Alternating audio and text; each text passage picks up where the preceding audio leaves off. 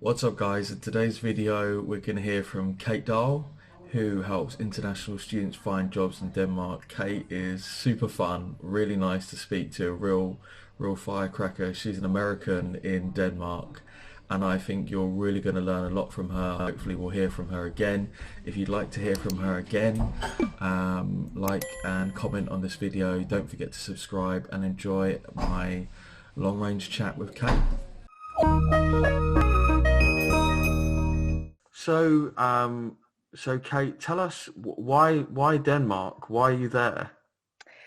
Why am I in Denmark? That is, and why Denmark is a really interesting story. So why I came to Denmark was because I met the love of my life. I've lived in Europe for about 11, 12 years now, and I am American, so that's where you can probably hear the Michigan accent where I come from, basically. So yeah, and I really just fell in love, and I was studying in Germany at the time, and that's really how I got to Denmark, and it really just happened by accident. But when it comes to the why Denmark, it really became, like with my story, the why kind of became later for me. And really why Denmark is because, one, there's an amazing healthcare system. Yeah, you have high taxes here in Denmark, but you have a healthcare system. You have something called unemployment insurance, and how that unemployment insurance works in Denmark is that, let's say you like work here for a year, even as a student. Let's say that you work for like a year, and which you're still eligible for, and then let's say you become unemployed. You get a certain amount of money per month to help you find that job when you become unemployed. So that's also a really big, great benefit. Another reason of why come to Denmark is because you have what other great benefits other than the healthcare. As a student, there's something called SU, which is also another way for you to earn money as a student. So let's say you get a job somewhere, like let's say delivering pizza or something, right? Then you work a little bit, but then you also get another a little bit of money, like to help you with your studies.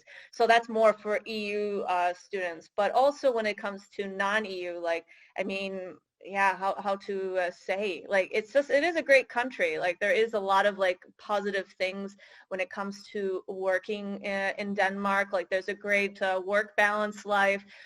There's also great maternity leave, paternity leave. You also get certain benefits, like if you work in a startup company, for example, like they have a great balance where there's like Friday, but I'm not kidding, there's like Friday bars where you go to, like, with your work and just have a beer, and that's like very part, and you go like do like company parties. There's a Christmas party. I know there's probably other companies that do that, but there's also this idea called workation, where you work while you're traveling or doing something with work, and you basically partying while working, like hard, like what's it called? There's this mentality of work hard, play hard. And so yeah, it's a great country in the way of, like, yeah, not only work-life balance, but also the healthcare, the having that insurance, and also just having a good life. Like, you can live very good here and still be able to do things. And yeah, it is one of the more expensive countries, but once you have a salary here, and even as a student, you get paid quite well here. I think it's even like, as a student, the minimum is like 120 to 130 Danish krona, which is almost about, and I don't know what it is in pounds, but it's like 13, 14 euros, maybe 15 euros, something like this. So it's pretty good even as a student. And so you can live cheap here. You can like do pretty well, like in the student dormitories, etc. So yeah, I would say it's a great country to live in, and you should definitely give Denmark a go. So. Yeah, that's pretty good. I mean, I think comparatively, just for clarity over price, you're talking about sort of like 10, 11 pounds an hour. And Yeah. also if that's outside of London, then that's really good. Definitely Definitely. outside of London. If you're like going to Copenhagen, like you could still do it. Like Copenhagen is still one of the more expensive countries in the world. It's like maybe not like London, but if you're like going to study in Aarhus or Aalborg or in some of the, or Odense and the smaller type of universities, then that's like really good. So yeah, it just depends on like where you want to go. And also there's the other opportunity is that you have something like with the student job as well, where what I mean by it's not just like delivering pizza, you're going to actually get work experience as part of your studies and get paid a good student salary if you're like in marketing or sales or wherever you want to go in your field, right? Even as like an engineering student, like you would still like do you could still like work and get experience on the job, and that's very much integral. I don't know how it is in the UK, but that's like having a student job like that work besides your field is a very integral part of your studies here in Denmark as well. So Cool, that's really interesting. I mean, we first met on LinkedIn, and you're essentially my counterpart in Denmark, and it was really it's because I find it fascinating.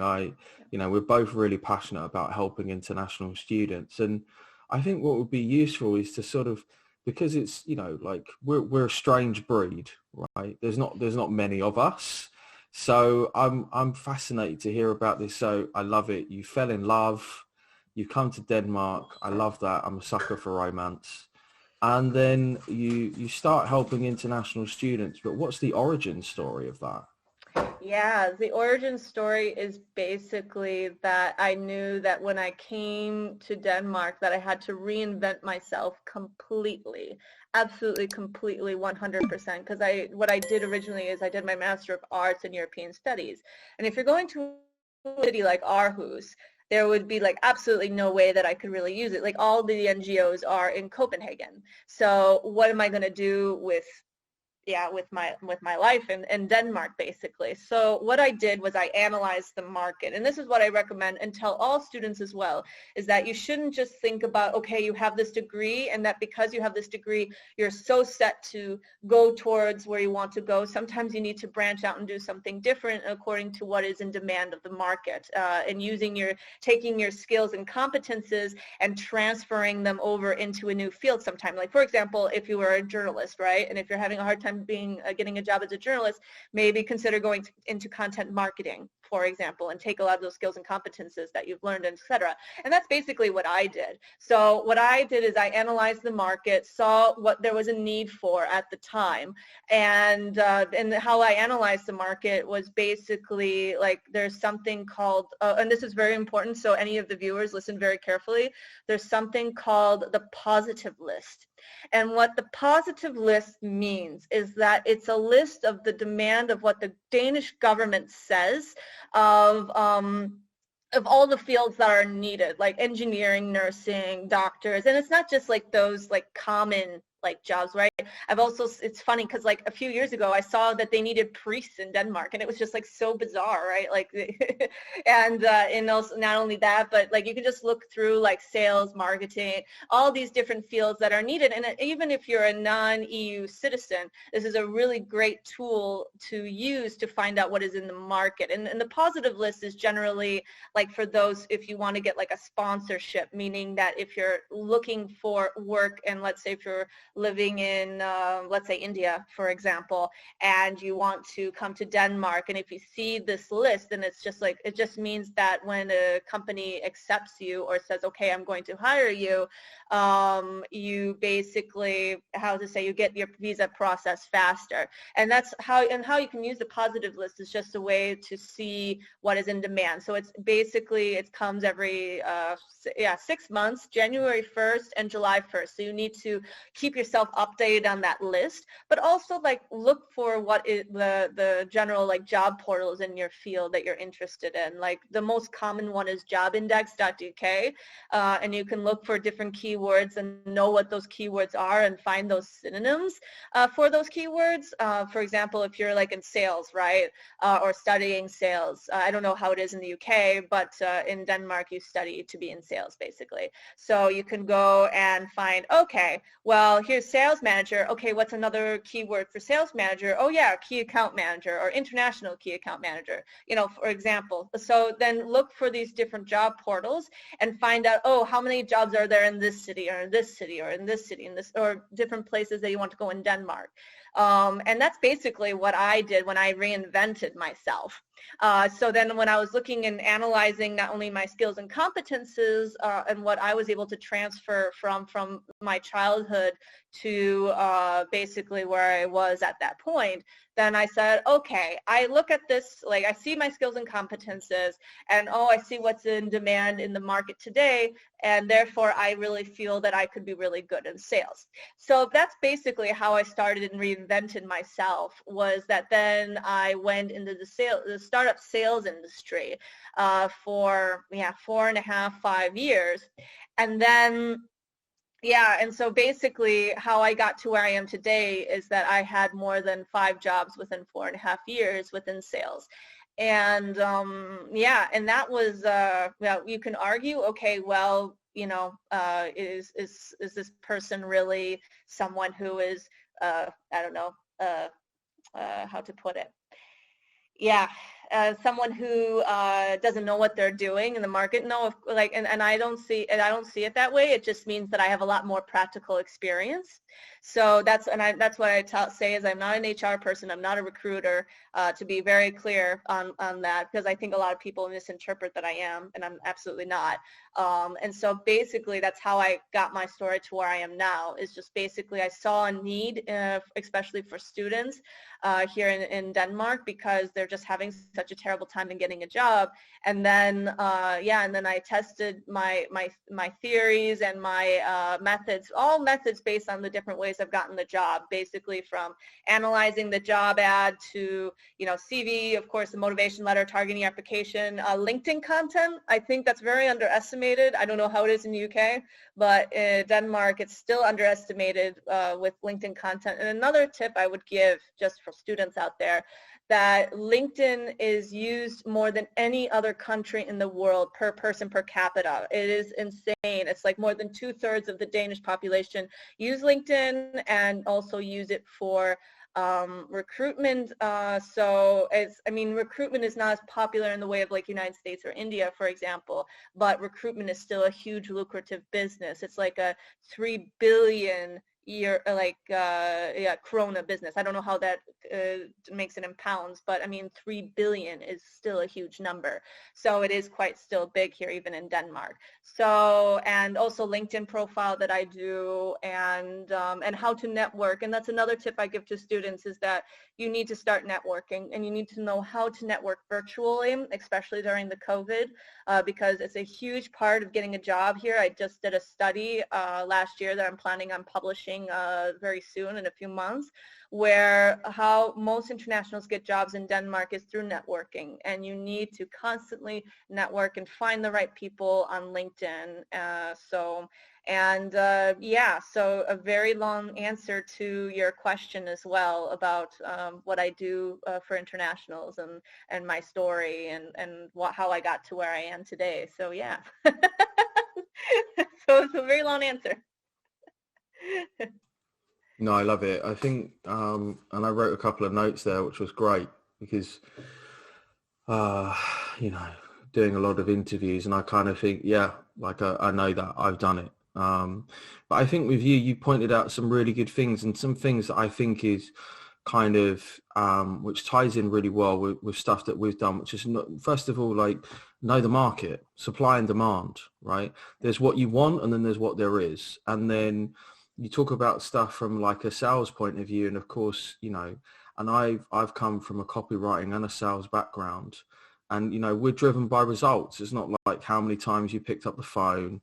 It's not how nice you were on the phone. It's like, what's your end result? What's the, and getting granular, and always thinking about your ABCs, always be closing, everything that we're doing, we're just moving slowly forward. And I really enjoyed your analytical approach, because I think a lot of times it's so anecdotal, right? The international student, the sort of that diaspora experience is like, my friend said this, my cousin said that. And I'm like, look, with all due respect, I don't care. Like, They failed miserably, right? So do you want to replicate that anecdotal experience, or do you want to get serious? Let's do some analysis, and let's literally sit down and really think about things from like a 1, 2, 3 point of view, because it can be driven by data, Yeah. and it can be replicated, and it's not about the 100% and all that kind of stuff. It's about just saying like, look, how can we marginally improve your probability of success? We can totally do that, and it's really not that difficult, but you're going to have to be willing to listen and drop your history, your cultural experience from another place, your shame, your story, your whatever that may be, right? And I think you described that really well. And also you're talking about like, oh, I had all these different jobs, and I think, great, I failed tons of times, loads of thousands of times. And I think, when speaking to students, they're like, oh my God, but like, haven't you got it out? I'm like, hell no. Do you know what I mean? Like, how do you think I got better?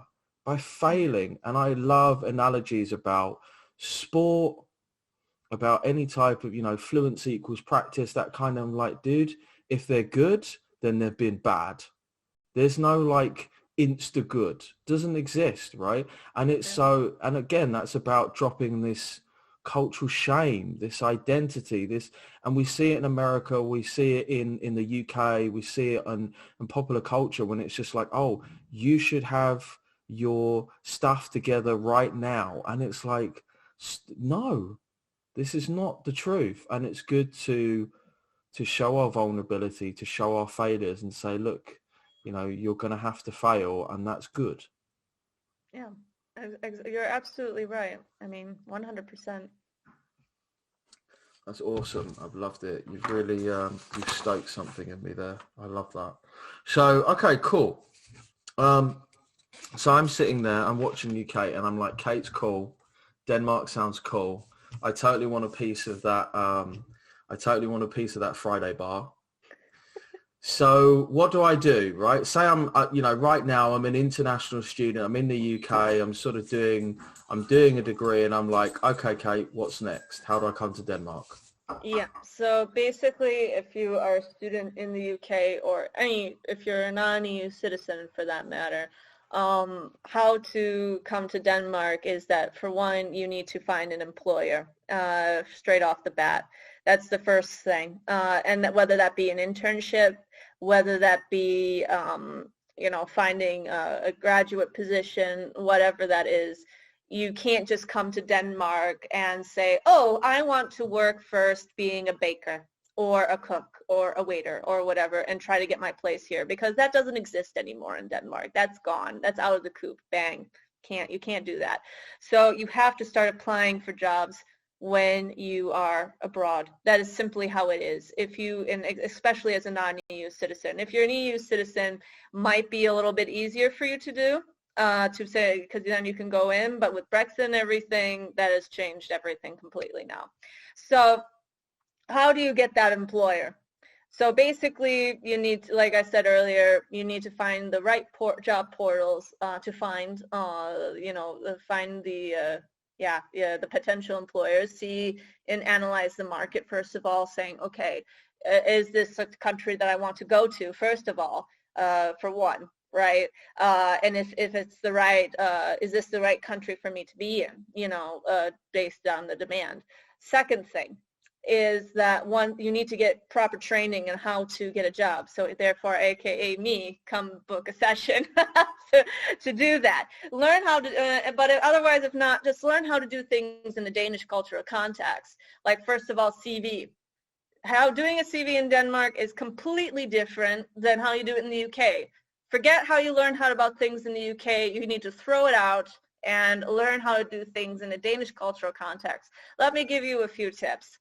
You need to have a professional picture, first of all, and you need a professional photographer. And I'm serious as well, is that if you're going to come to Denmark, you need to seriously invest and say, okay, I really want to come to Denmark. So what am I going to do? I am going to invest in getting a professional photographer. Do you know why? Because this shows to employers that you are serious, that you are willing to invest in yourself and getting a picture saying, look, I am someone who is valuable to your business, and this is the personality that I can bring, because that's also really important in a Danish cultural context, is that it's not only about the professional competences you have, they also want to make sure that you are the right cultural fit in the company. So a picture is everything.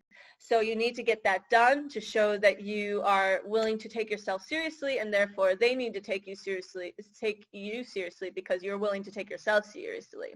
So once you get that professional photographer, and find a good one, find one that has like a solid background, don't wear print, like print on your shirt is so distracting. It needs to focus on your face, and that you need to have a really good photographer that can bring that out of you. So if you go to my LinkedIn profile, which will probably be in the description in the YouTube video below as well, then you can see the picture that I have up. I'm going to update mine, and also make sure that you get that professional photo update every few years, and that's what I need to do, but lockdown, a little bit hard to do right now, but once everything's open, I'm going to get a new professional photo done. Another thing you need to do is get your personal profile. So basically what a personal profile is something that is 3 to 5 sentences. It is very short, it is very sweet to the point. It shows what skills and competences that you are going to bring to the company. It's not only your hard skills, but also your soft skills. And also shows a little bit of your personality. And that's really tough to do in 3 to 5 sentences. So you have to make it sharp, sweet to the point, because 80% of recruiters in Denmark will read that to determine whether they're going to pitch the CV or not. That's some of the times that they only read first. So you need to make sure that it's structured, sweet, because it's the same in the UK probably, where they have only 5 seconds to look at it and skim it, but the only part that they truly read is the personal profile. And so I would say that is one of the main differences with the CV. Motivational letter, what you need to do is think about a lot of the different cultural contexts, like target. That's something in the UK, I'm sure you teach as well, your students. Just target, know what they want, know what they need, show definitely that you are willing to invest in Danish courses. You can get a job in Denmark without being fluent in Danish. It is very possible. It depends on your field, obviously, but certain fields it might be more difficult, so definitely do your research if you need to be fluent in Danish, first of all. Otherwise, if you're not fluent in Danish, show that you're willing to make an effort, or you're trying, download the app Duolingo or Babbel Plus or whatever, right? Just find a way, or even YouTube. YouTube has so many resources where you can watch Danish lessons for free. So find a way to learn Danish, just show that you're making an effort, and also study on the idea of Jantelo, and that is what Jantelo is. It's a Danish philosopher 50, 60 years ago that talks about where you need to be humble and not be boastful or being braggy. And that's really difficult, because you need to kind of do that and talk about your achievements when it comes in your motivational letter, but you also have to balance this idea of Jantelo. So for example, you would never say, oh, I'm number 1 in my class or something. You would say, I was one of the top. Because then if they ask in an interview, oh, were you number 1? Then you say, oh, yes. Because then it's okay to say that you're number 1 when they ask you directly. Otherwise, you have to make it broad and talk about teamwork. Teamwork is a very important aspect in Denmark, but also balancing teamwork and being independent, and also intercultural communications. That is very important, and something that Denmark is still in need of, because immigration is still a new idea in Denmark, where only since the 60s or 70s have we seen real true immigration come, because it's Denmark is a monoculture still. It is still very, it's a very one unit, so to say. So multiculturalism is a new phenomena still here in Denmark. So if you have experience, and all students should say that they have intercultural communications, if you have friends from different places around the world, definitely say you have intercultural communications, for example, because that's something that makes you stand out and makes you valuable in Denmark, because a lot of Danes don't have a lot of experience with internationals yet.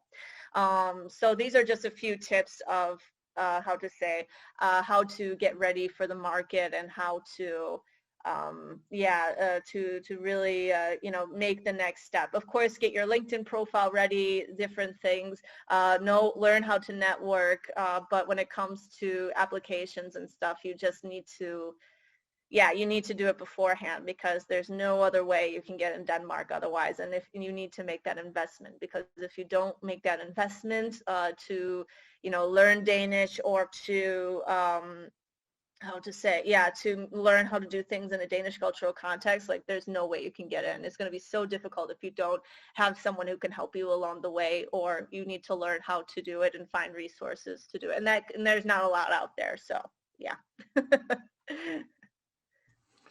Yeah, thanks, Kate. I think now would be kind of a good time to maybe rewind and seek clarity on some points that can kind of be zoomed into. Yeah. I guess the first thing you mentioned, the positive list, which is kind of similar to our shortage occupation list. And I guess just to define terms, first of all, it's really interesting. In the UK, for us, there's a misconception. So people will say, just study something on the shortage occupation list and you can get a job. But grads can't, because actually SAL is mainly aimed at professionals with 3 to 5 years working experience. So Yeah. they get this degree and they're like, oh, but it's on SAL. So I guess my first question would be, is the positive list similar? What's your experience about? Do they need experience? Do they not need experience? No, you don't need experience to be on the positive list. You just need to have a degree in that field. So, and I would say would be the main difference from what you're describing, the shortage list, or however you call it. So when you go to the positive list on the immigration government's website, let's say let me find another example. Like let's say I'm trying to think of let's say physics, right? Let's say, or teaching. Let's say you want to be a high school teacher in Denmark and you want to teach physics, for example. Maybe that's not exactly the best one, because that's actually another type of there's another process with that, with getting your degree. Oh yeah, that's another tip I just thought of. If you're having a harder time, let's say if you want to do teaching, you need to get your degree approved by the Ministry of Education, and that's absolutely free to do. So if you want to be approved for teaching in a university or in a high school or wherever, you need to send your copy of your degree along to the Ministry of Education. And the process is it's absolutely free to do. It doesn't cost anything as of now. They're talking of changing it to a process fee, but as of now, it doesn't cost you anything to do. So anyways, going back to your question of the positive list. So if you're going, I want to try to find a different example.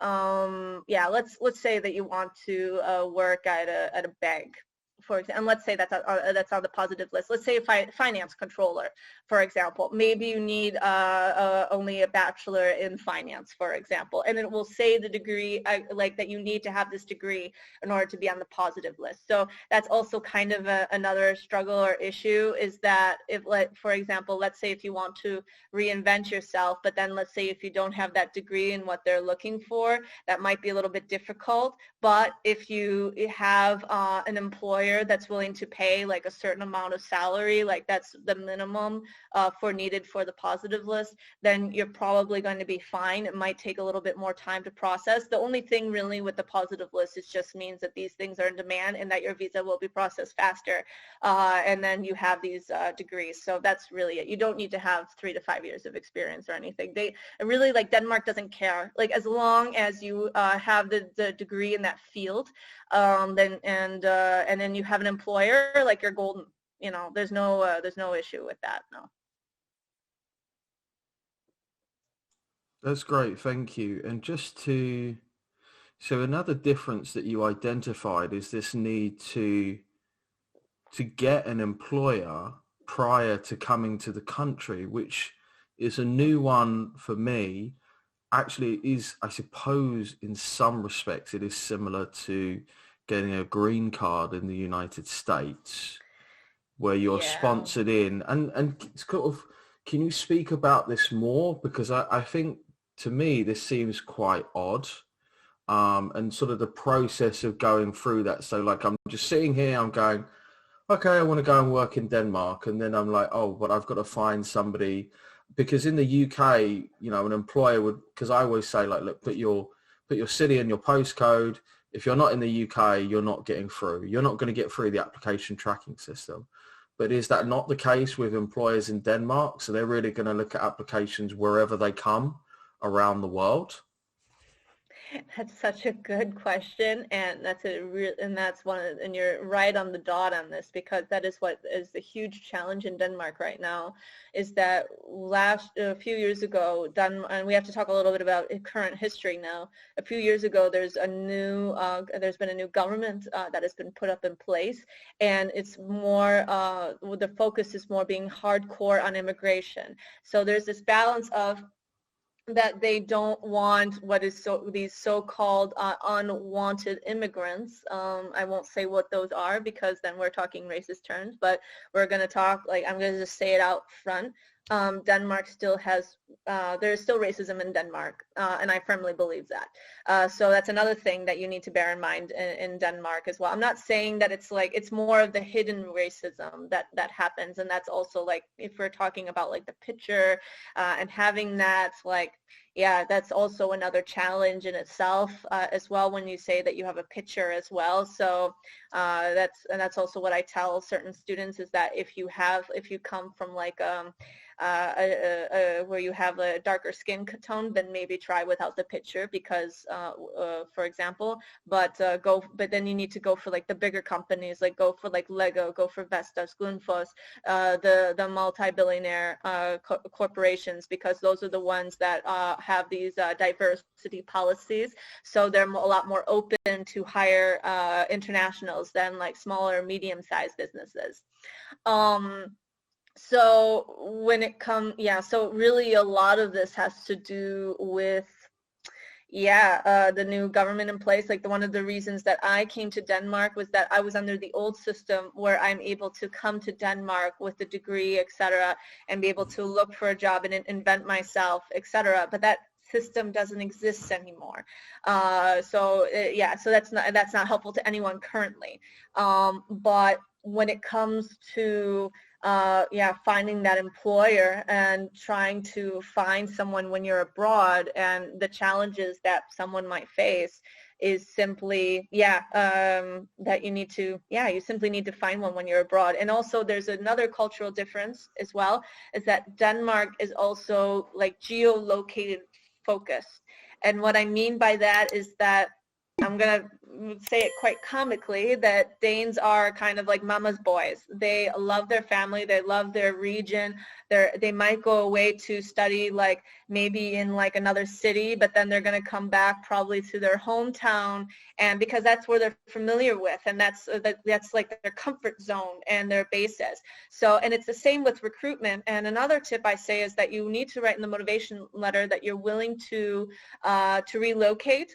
But now what's interesting is with the COVID, the great thing about what's happening is that COVID is changing Danish culture to some respects, where remote working is now possible, and companies are seeing that this is possible, and that people are now more productive. So maybe you can also get a job and have a good salary from a Danish company, even if you're in the UK. And that's actually what's happening right now, especially with a lot of students, is that, and especially right now, where you're not allowed to travel to Denmark right now due to the COVID, but that will probably change by the time this video comes out. It has probably changed where now it's open again. But what's happening is that a lot more companies are more open to remote workers. So now they're having people from different parts of the world, and they don't, as long as they're doing their job, they don't care, because there's something in Denmark about this trust, and trust is a huge part of Danish culture, and that trust is given, and that you don't have to earn it. And that's a huge difference compared to like American culture, where you have to earn trust, whereas in Denmark it's just given. Mm. So that is happening in the way with regarding to change of culture with remote working. Smaller companies are more open toward remote, and you can probably get an internship, and maybe they'll like fly you in. Like certain companies I know will fly people in if they're living in like the United States or UK, and fly into Denmark to do this type of like workation or different where you work in the office for a week or something like this. Maybe not so much now with COVID, but that's what's happening. But yeah, so that is a big challenge with the visa and stuff, but you just have to, the most important thing that you need to do is say like the value that you're giving to the company. That's a huge part, is like, yeah, Danes do care about if you're the right cultural fit, etc. But at the end of the day, all they care about is if you like how you can bring value to the company, and that's all that matters. So, and if you're able to prove that and show that to the company, especially the bigger companies, they will invest in you, they will sponsor your visa, and they will get you to come. Yeah, and it might be difficult for you to not be like to be able to come to Denmark and be here physically, which is what I would try to recommend. But since that's not really possible, you just simply have to show your value, and that's all you can do at the end of the day, you know. So. Cool. Yeah, thank you. That's really helpful. I guess we'll kind of round off, and this was my last question is really about it's a question I got a lot when I was dealing with the Zukia visa in the Netherlands, which was the question always on the client's lips was like, do I need to learn Dutch? How good does my Dutch need to be? So I guess for you, it would be, you've kind of already said about learning Danish, and it would be interesting just to hear your personal experience about like, because you've worked in a sales environment, so you've had to speak Danish to a high level, you know. I'm going to correct you on that, because I'm going to say that I got a job within 2 weeks of Denmark, and I hardly spoke a lot of Danish. It was just Hmm. beginner level, and I worked a lot with international sales. So I worked and sold to multi-billion-dollar companies like what I'm trying to think of different ones. Novo Nordisk is another one, but then it's like Bayern and Bayern, which is another multi-billion company in Germany. Boost. I've sold to Walmart. I'm trying to think of other companies as well that are outside. I can't think of them right now. I have to look at I have to look again at them. Or I think one is called Alpha Plus. I have to look that up if that's the right one. Yeah, I have sold to companies around the world basically who are multi-billion. So they needed someone who could speak fluent English, and that was I mean, obviously, I speak fluent English. My mother tongue is English. So actually, of all the jobs I've gotten, I didn't need to be fluent in Danish. But what they appreciated was that when I was in the lunch break, that I would really make the effort to talk to my colleagues in Danish during lunch.